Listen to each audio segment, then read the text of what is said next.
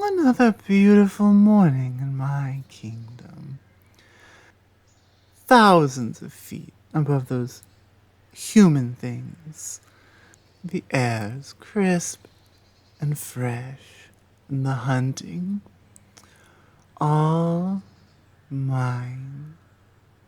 Every cliff face, crevice, shadow, they all belong to me. It's been 3 seasons since a human last wandered in here. Maybe they're finally learning to stay away.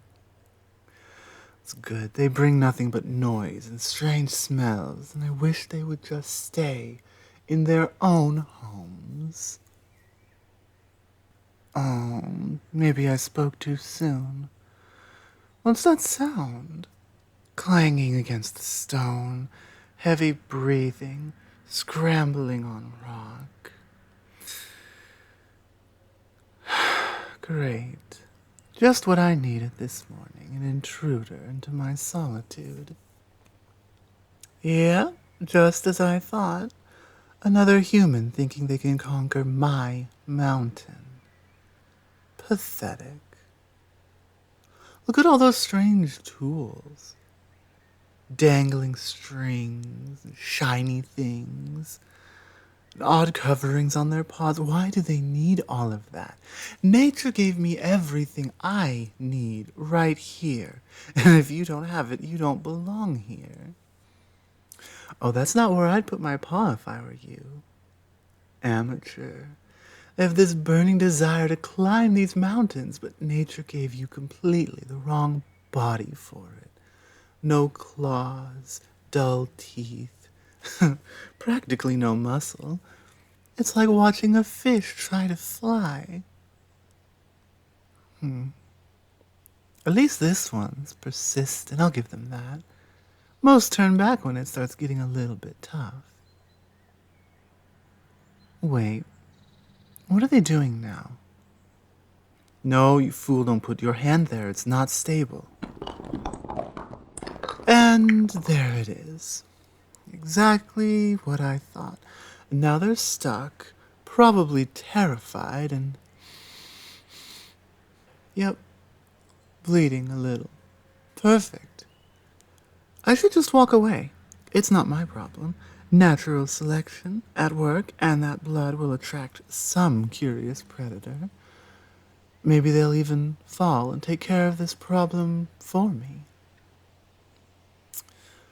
But then again, what kind of apex predator would I be if I didn't at least investigate my prey before leaving it to its fate? Plus, it's been ages since I've had some real entertainment up here. The eagles are terrible at conversation. This one seems different anyway. Less intrusive than the others. Clueless, but there's something behind those eyes. Fear, but something else too. And those clouds don't look friendly. Oh, this human's day is about to get so much worse. And if they die from exposure, that's a waste of perfectly good conversation. Yes, conversation. I wasn't thinking of anything else. What am I doing? Considering saving a human? Mother would be so disappointed. But she's not here, and I make my own rules now. Fine.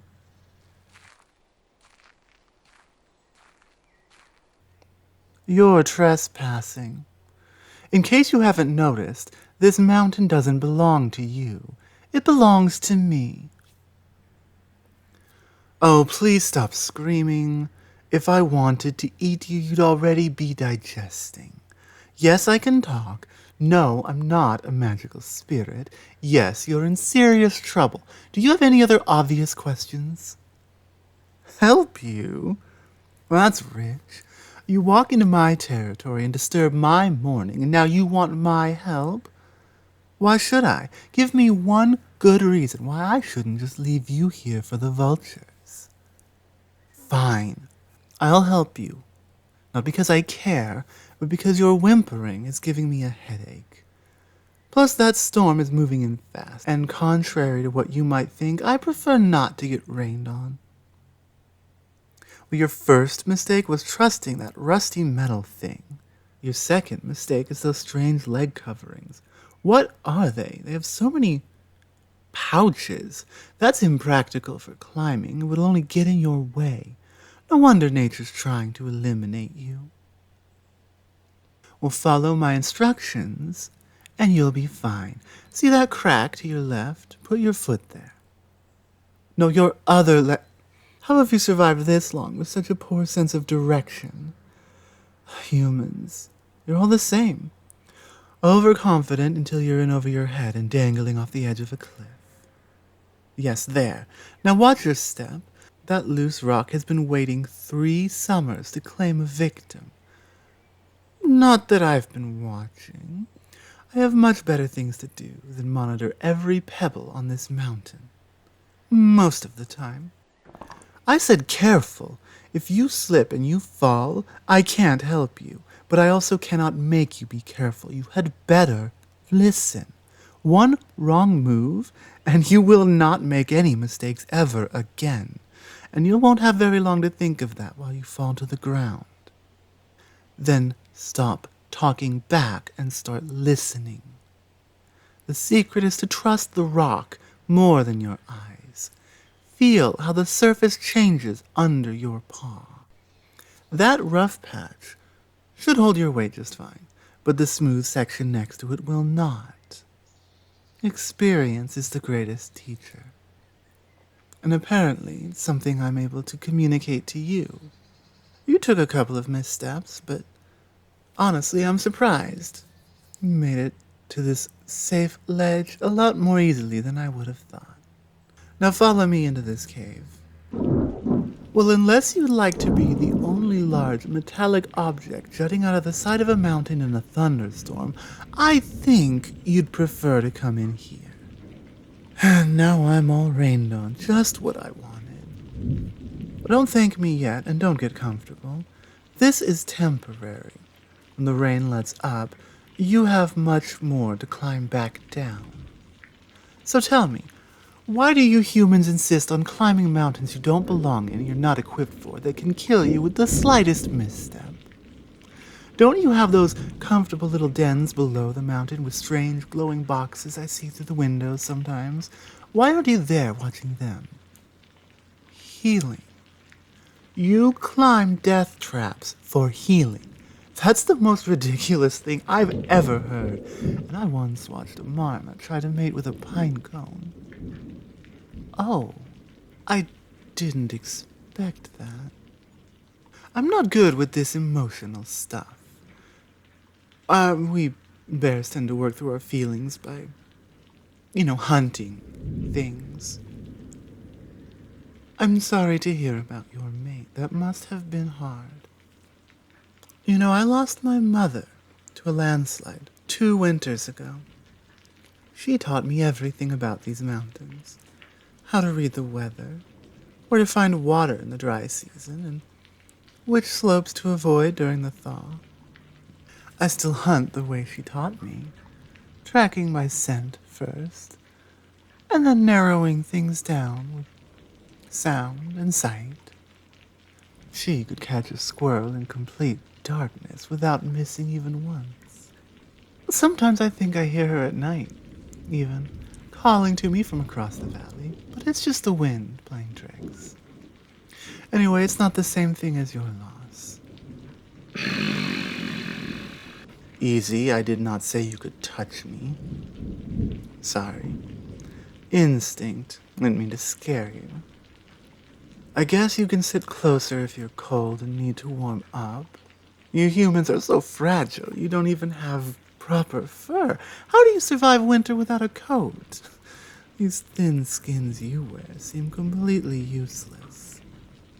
For someone so poorly equipped for mountain survival, you have made it pretty far. At least means you have some skill. Name? Ah, yes, you humans, you all have names. Call me whatever you want. I don't really mind, but you can stop saying good bear, nice bear.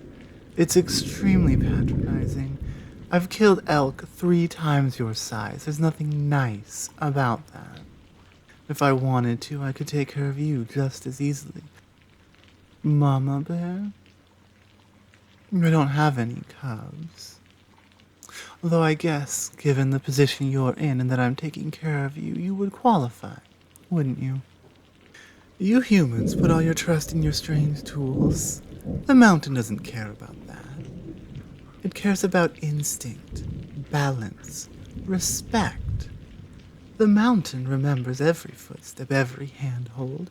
It knows who treats it with reverence and respect and who tries to conquer it. But for a clumsy two-legger, not entirely hopeless. You have good strength in your shoulders. That's important. And your paws, they're rough. You've worked hard to be here. I can respect that. Just a brief storm. The rain letting up is a good sign, but there's something else.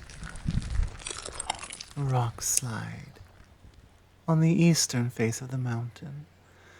Looks like your path down just got a lot more interesting. Yep, just as I thought. Your easy path is buried under half the mountainside, so what'll it be? Wait days for your kind to mount a rescue effort and save you, or trust me to guide you through the hunter's path? Afraid? Good. Fear keeps you alive up here. It stops you from getting complacent.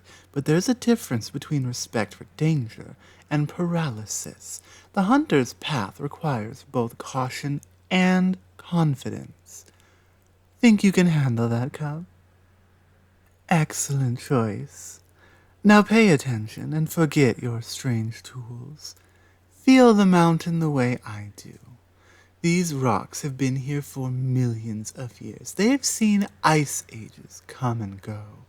Your little human worries mean nothing to them. This part is tricky. See how the rock changes color? The darker spot means you'll have better grip. Let your fingers find the tiny ridges. They are there if you know how to feel for them. The mountain speaks in language of its own, in texture, in sound, in the way the water flows over its surface and carves paths. Not bad. You're learning quicker than most humans you learn quick for a human. That's not saying much. Most humans I meet are either lost, scared, or trying to shoot something. Still, it's impressive. Now this is where it gets interesting. You see that crack over there? It's an invitation. The mountain is offering you a way up, if you know how to read it. My mother called this type of climbing dancing with the stone. Each move responds to what came before. Look at me, not down, at me. You're thinking too much. Your body knows what to do. Trust what's inside of you, buried under all of those human thoughts. Humans always overthink. You plan and analyze until the moment passes you by. No, listen to me. You climbed up here for a reason, right? To feel something. Well, this is that moment. This is that something here and now.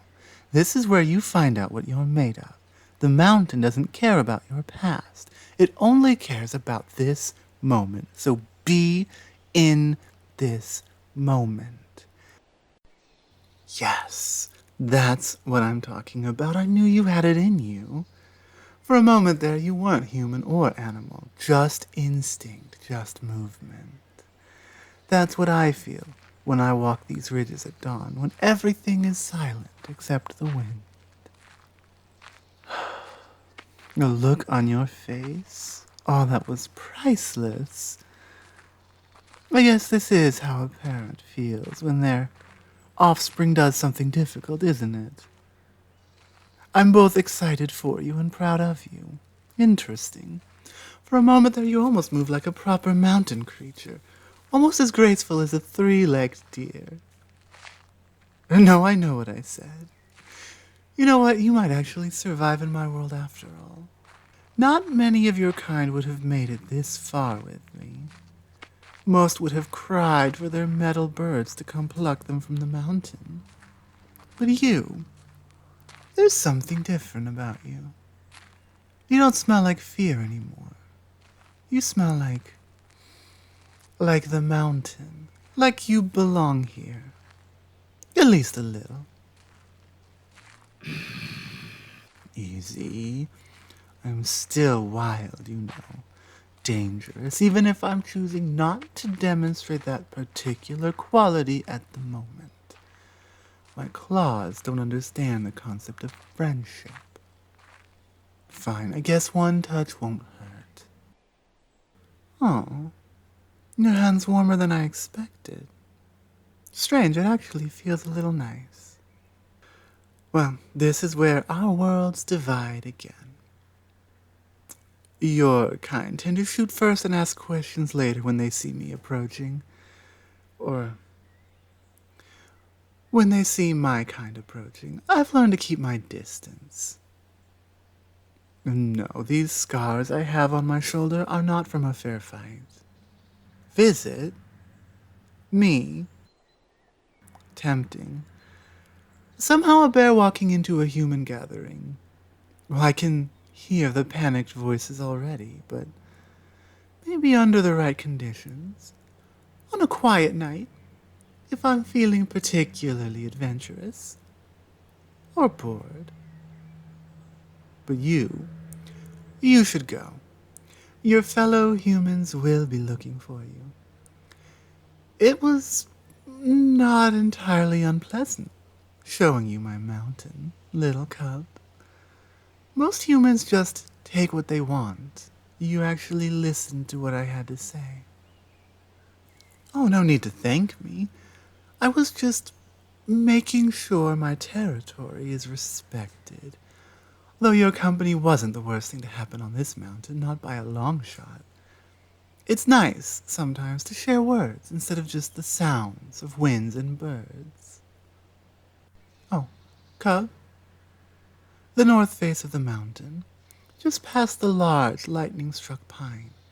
If you ever find yourself needing more mountain education, that's where I tend to watch the sunset. For hunting purposes, of course. The lighting there makes the deer easy to spot. Nothing to do with the view being beautiful or anything sentimental like that. Goodbye for now. These mountains do get awfully lonely sometimes. Maybe... No, what am I thinking? A human? That's ridiculous. Still, stranger things have happened on this mountain. Hello everyone, Star here, and thank you for listening to this video, audio, vadio kind of thing. I'm feeling like a machine at this point. I've been doing so much recording and not quite as much editing, so my backlog of stuff that has already been recorded is continuing to grow, which is both intimidating but also encouraging, because I know I have all that editing to get through, and it's going to take time. But it also means I can pick and choose what I want to release when, because I'm not rushing to get stuff out. And that, at least, is extremely encouraging.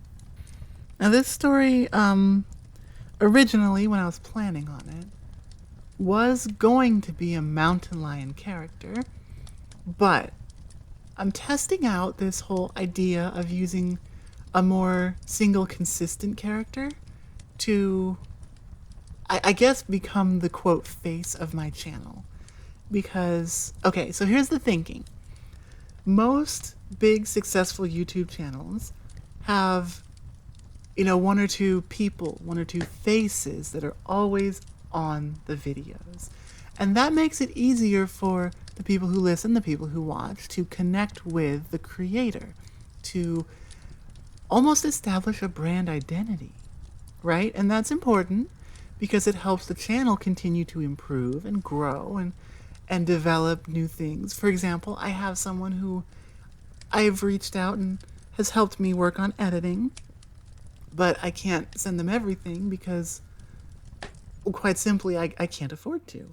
And the only way I can get to a point where I can is for the channel to continue to grow.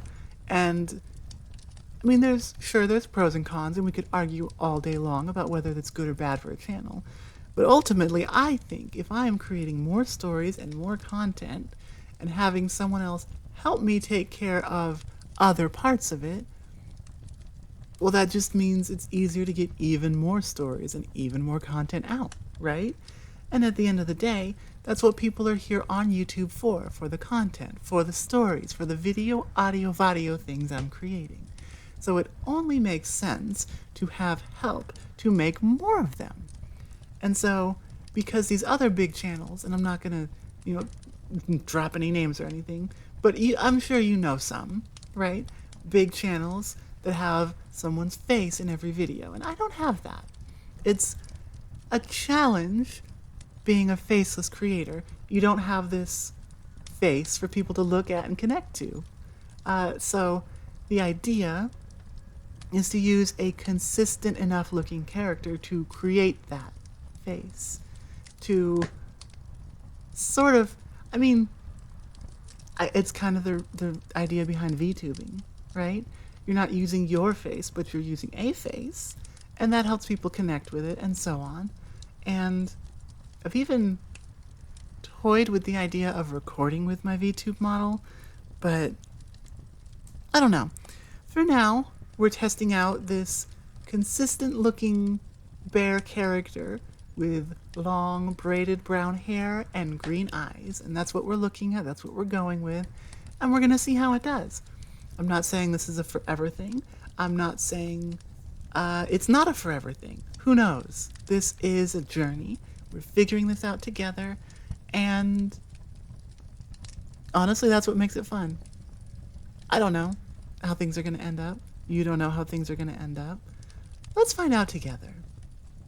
So, while we work on that, I'm going to say goodbye for now and get to work on the next story. So, take care, and I'll see you then. Bye-bye. Mwah.